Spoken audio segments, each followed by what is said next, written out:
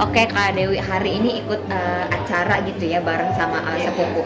Mungkin boleh diceritain dulu nggak sih apa ya produknya gitu? Maksudnya produk Acara dari apa? ya acara apa hari ini? Terus gimana gitu mungkin acara hari ini? Iya, hari ini kebetulan aku lagi jadi newsnya Kak Sari Batubara untuk brandnya Testimo. Itu brand hijab, muslim, couture juga. Dan kebetulan hari ini tuh grand opening untuk galeri Testimo. Tadi di acaranya juga ada talk show ngebahas mental health dan aku salah satu jadi narasumbernya juga untuk ngebahas mental health. Nah, jadi narasumber nih, maksudnya pada akhirnya gitu ya menginspirasi perempuan-perempuan lainnya juga, bareng sama psikolog juga.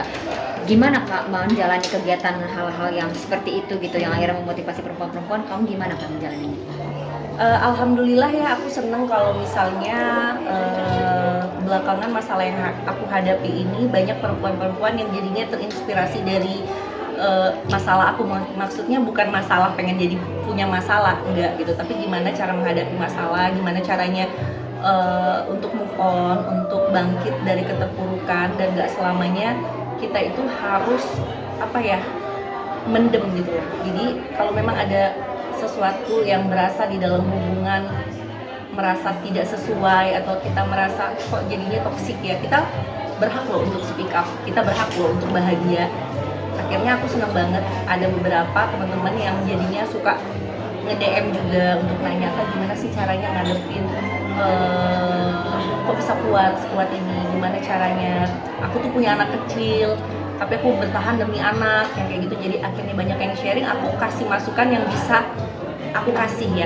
Bukan berarti aku mendukung perempuan-perempuan di luar sana untuk kalau misalnya ada hubungan yang toksik please tinggalin, enggak, karena aku nggak tahu masalahnya apa kan. Tapi berkaca dari masalah aku sih berusaha untuk menyelamatkan diri aku di saat aku tahu hubungan aku tidak baik-baik saja. Nah ini apa ya kan nggak mudah ya, prosesnya juga panjang. Nah pada akhirnya memutuskan berhubung kakak juga sudah podcast dan udah memutuskan itu, prosesnya berapa lama sih Kak? Maksudnya untuk akhirnya mengambil tindakan mikirnya gitu berapa lama Kak untuk menghadapi itu dulu gitu?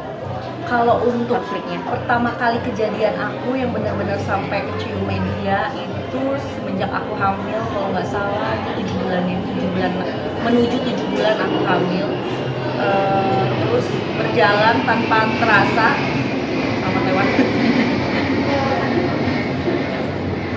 Kalau masalah yang aku hadapin itu kalau aku lupa kurang lebih 7 bulan di saat aku hamil ya, hamil menuju 7 bulan sampai sekarang ini prosesnya udah lumayan lama ya. Gak berasa karena memang masalah yang datang itu ada lagi problem baru, terus aku juga baru lahiran. Waktu itu cepet banget dan aku baru menyadari ini udah mau menuju akhir tahun tuh udah mau 6 bulan. Nah untuk memutuskan artinya kan udah setahun lebih lah ya, maksudnya permasalahan ini viralnya juga segala macam udah setahun. Nah berhubung kemarin dari pihaknya Bang Andrew udah ngomong juga nih di podcast Rizati gitu ya, katanya ada alasan gitu untuk pada akhirnya Bang Andrew mengambil keputusan itu untuk dengan perempuan lain, dan katanya pun Kak Dewi juga mengetahui alasannya. Dan gimana Kak melihat alasan, maksudnya melihat statement itu? Mengetahui alasannya atau menyetujui ini? Mengetahui bukan menyetujui. Aku di sini juga terakhir tuh aku mencoba klarifikasi juga dari statement dia. Klarifikasi bukan berarti aman nggak? Aman. Klarifikasi di sini bukan berarti aku mau memperpanjang masalah, enggak. Jadi aku memang belum tayang di YouTube aku klarifikasi juga. Di situ aku menjelaskan bahwa statement dia itu ada beberapa hal yang menurut aku nggak sesuai fakta gitu. Jadi kalau misalnya memang dia pergi atau dia melakukan hal-hal yang bukan menurut aku aja ya, menurut agama Islam juga, menurut orang yang sudah memiliki hubungan rumah tangga, dia melakukan itu hanya karena dasar dia tidak bebas kan, dia bilang gitu kan, dia mencari kebebasan. Dan ada hal-hal yang ya kita bilang aja langsung, karena publik juga udah tahu ya soal seks yang dia bilang 2 tahun dia cuma dapat, itu nggak benar gitu loh. Memang ada beberapa hal yang aku mencoba untuk nge-hold gitu loh. Kayak ya namanya perempuan tuh punya perasaan ya, kayak kita disakitin, dan di saat kita tahu suami kita tidur bukan dengan satu wanita saja, kamu mau nggak kayak misalnya langsung diajak berhubungan, jijik nggak gitu?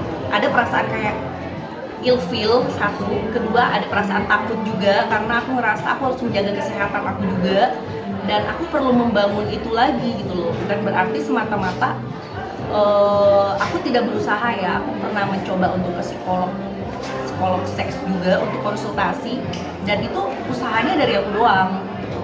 Nah kalau dia mempermasalahkan berarti yang salah di sini kenapa nggak ngomong? Bukannya kalau misalnya dalam rumah tangga itu di saat ada masalah kita konsultasi dong. Misalnya nih masalah seks nih, gimana nih seks kita udah nggak oke nih, kita ke dokter yuk, psikolog namanya udah 7 tahun kan harus dibangun, apalagi punya anak, hormon istri. Nah itu tuh tidak ada pembicaraan dari dia. Justru di saat masih berumah tangga, aku mencoba kayak aku menurunkan ego aku mencoba untuk wah kita udah lama nih nggak berhubungan, yuk kita bangun lagi walaupun aku tersakiti di situ. Jawabannya dia apa? Jawabannya dia, aku nggak mementingkan hal itu.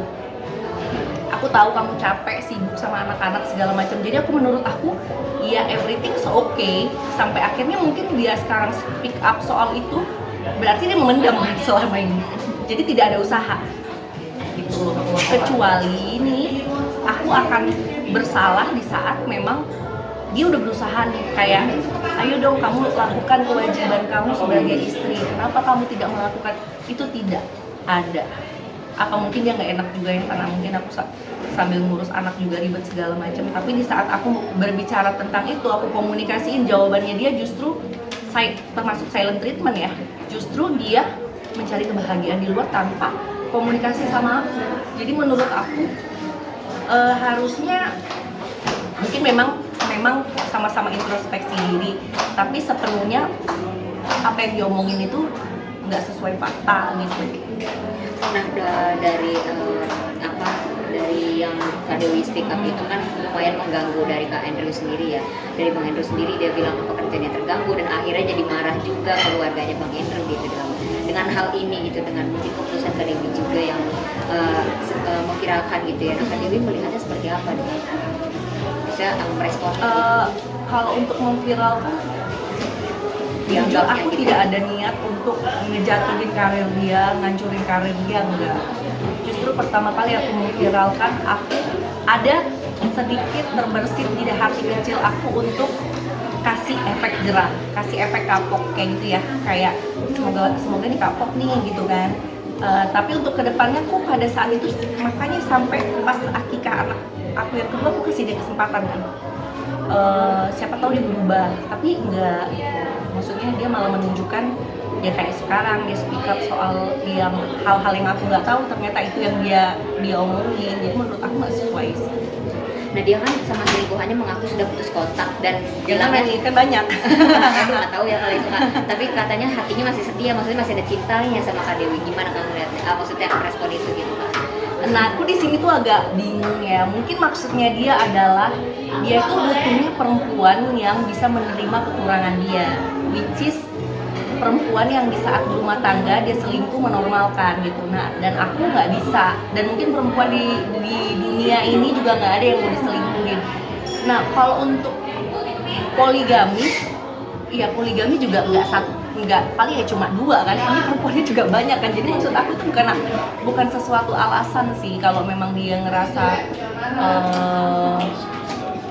dia akan dimaafin, harusnya dia ubah sifat dari yang aku kasih dia kesempatan tuh dia benar-benar ubah sifat, tapi dia malah menunjukkan hal-hal yang makin di luar nalar gitu loh. Makanya aku mengambil keputusan seperti ini. Nah Bang Andrew sendiri katanya udah maksudnya nggak trauma untuk menikah lagi dan ya masih mau untuk membuka dirinya untuk hubungannya baru. Gimana Kak melihat Bang Andrew memutuskan hal itu gitu?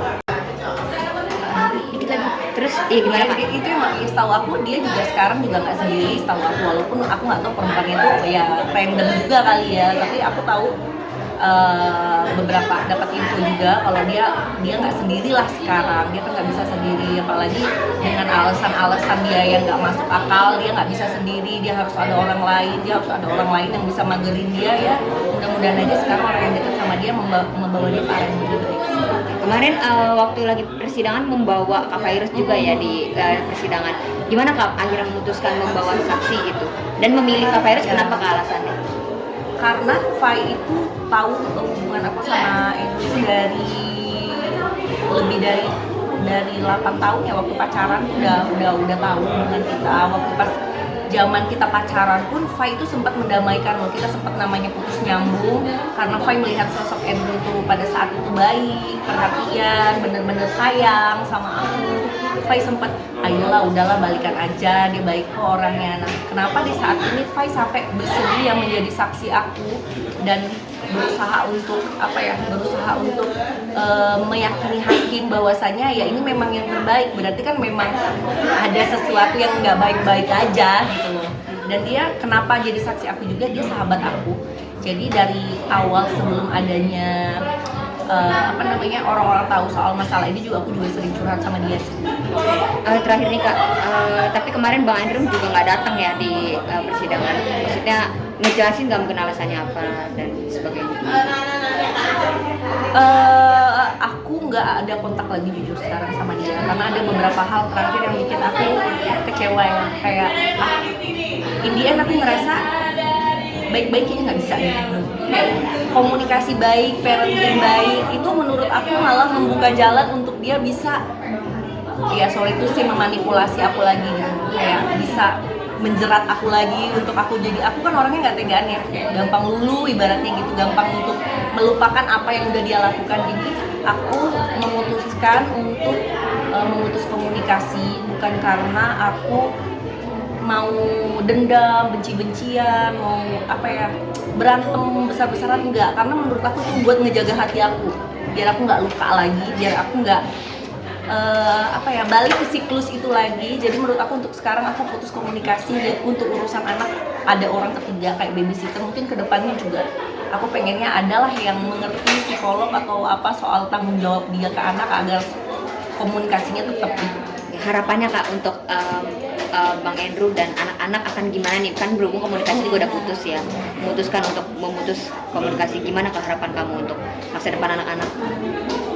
Harapan dengan aku, Bang Andrew. Harapan aku sudah tidak mau lagi untuk mencari-cari kesalahan, karena ini udah satu titik terangnya, kayak kedepannya ini bakalan ketok palu juga gitu kan. Jadi menurut aku semoga dilancarkan aja semuanya. Andrew juga semoga bisa menemukan circle atau lingkungan yang positif yang bisa membawa dia menjadi orang yang lebih baik lagi, atau seenggaknya ngingetin deh gitu loh, kayak ngingetin dia untuk lu please gitu loh, tanggung jawab sebagai laki-laki gitu. Jangan pernah lah ada masalah lu menyalahkan orang lain atau lingkungan, ya itu semuanya kita gitu, kita yang punya kendali untuk kontrol diri kita. Kita kan bukan anak umur 5 tahun, benar nggak? Bisa lebih dewasa.